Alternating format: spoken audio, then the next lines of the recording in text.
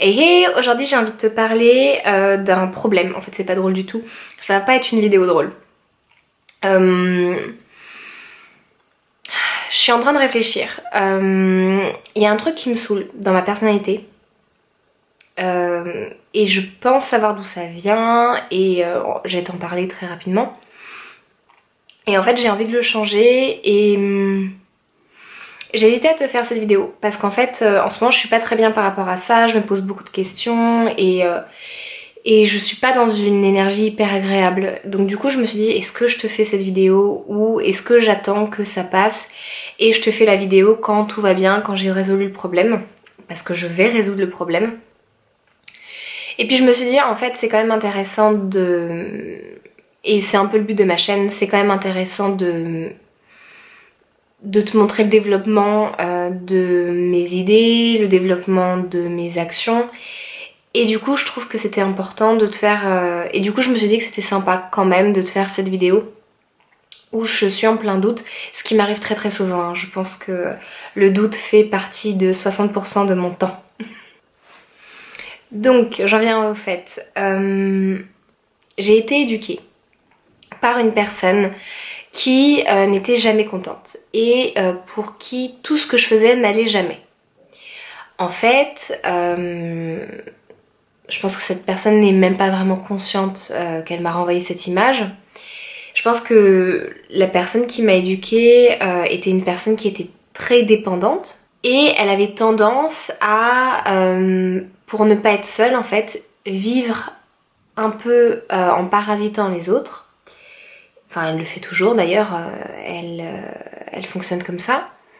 Et une de ses stratégies pour me parasiter, c'était de venir mettre son grain de sel dans ce que je faisais, en prétextant que ça n'allait pas, pour pouvoir intervenir en fait sur ce que je faisais. Moi je l'ai très très mal vécu toute mon enfance, et d'ailleurs je ne supporte toujours pas d'être en contact proche avec cette personne. Et ça va mieux parce que j'ai mis la distance maintenant avec cette personne. Concrètement, les stratégies d'évitement que j'ai trouvées, c'était la première de, par exemple, ça a été en modulant mon sommeil.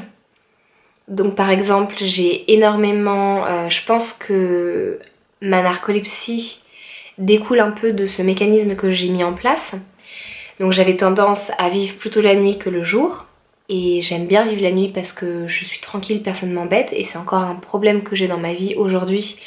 Parce que dès que j'ai un petit souci, en fait, je vais avoir tendance à me décaler inconsciemment. Mais je vais avoir tendance à me décaler inconsciemment, en fait, sur un rythme de nuit. Ce qui, au final, m'embête un petit peu quand même. Donc je suis aussi en train de travailler sur ça. J'ai aussi une stratégie où je dormais beaucoup, parce que quand je dormais, j'avais la paix. Donc du coup j'adorais dormir et c'était un peu une fuite pour moi le sommeil.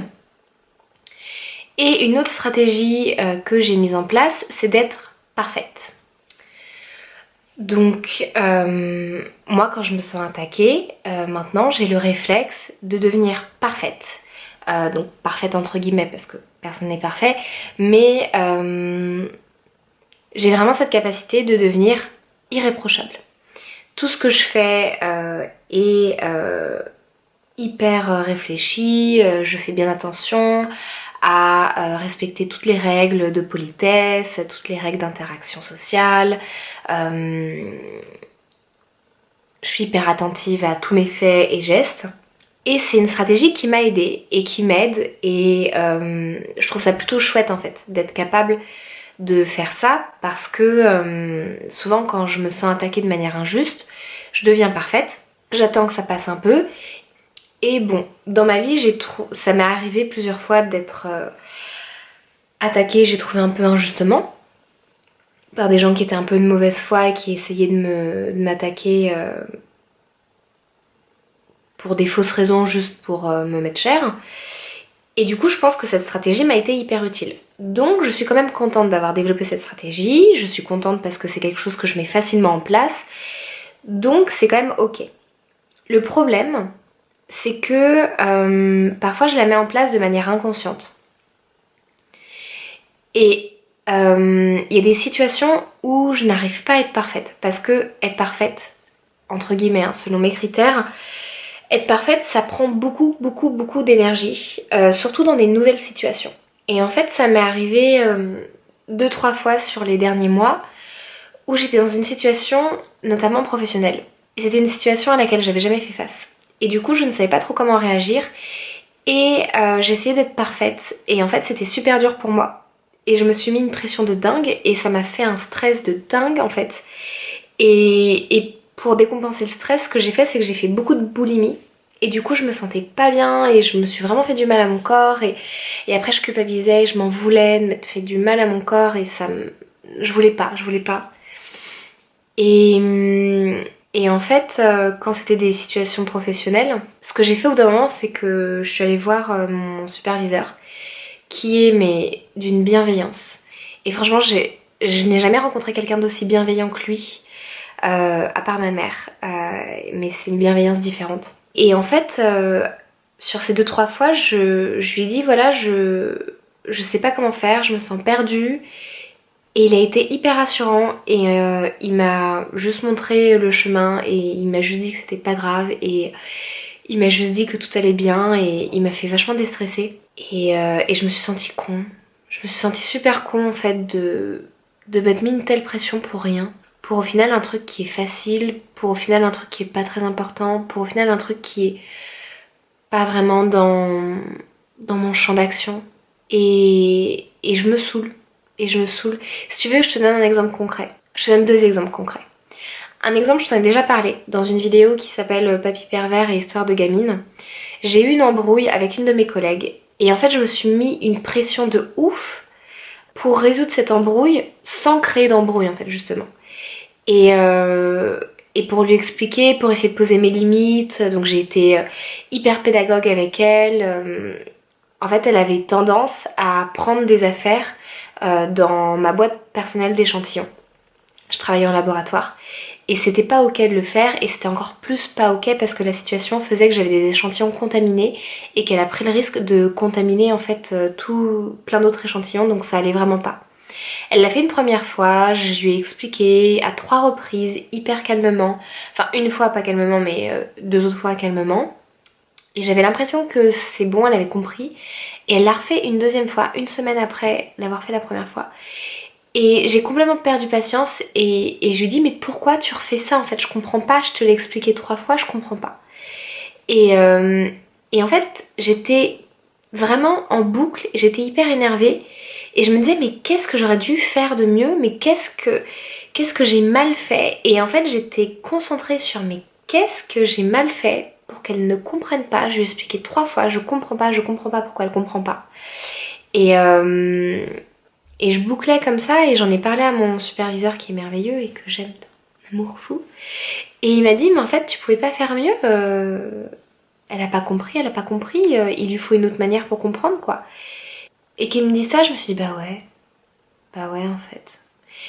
Et le deuxième exemple que je voulais te donner, c'est toujours au travail. Je devais faire un truc que j'ai jamais fait sur mon nouveau projet et je comprends pas tout ce qui se passe dans mon projet et c'est pas clair et c'était le brouillard clairement dans ma tête et je comprenais pas bien les instructions et du coup j'arrivais pas à bien imaginer ce que je devais faire et je savais pas comment faire et j'ai procrastiné pendant 2 semaines, j'ai fait un gros blocage sur ce travail parce que je l'ai jamais fait et je sais pas comment faire et je comprenais rien et j'y arrivais pas et j'ai demandé une fois de l'aide à mon boss et à mon superviseur et je sais pas, j'ai pas compris, enfin je crois que j'ai pas compris parce que j'étais tellement en stress que j'ai pas compris. Et bien je suis allée le voir et je lui ai dit mais je sais pas comment faire. Et du coup c'était la veille de la deadline où je devais le rendre.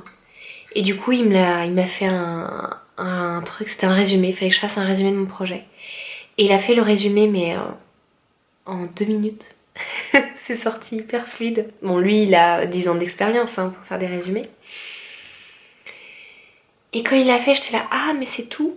C'est juste ça en fait que je devais faire. Et il m'a dit bah oui.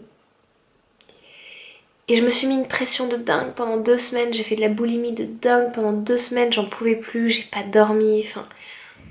je me suis vraiment mis hyper cher. Et du coup après quand j'ai réalisé que c'était pas compliqué le truc que je devais faire, je me suis vachement culpabilisée en me disant que je m'étais fait du mal et que je devrais pas pour des choses si bêtes.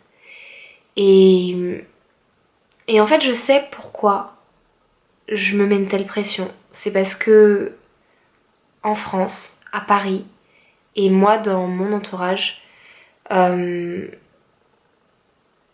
pas l'impression qu'on m'ait... J'ai pas l'impression qu'on m'ait souvent toléré mes échecs. En tout cas, ça a toujours été remarqué, ça a toujours été pointé du doigt. Et, euh, et moi, ça m'a fait mal. Et je pense que le travail que je dois faire, c'est d'arriver à m'en foutre, de faire des erreurs et qu'on pointe mes erreurs.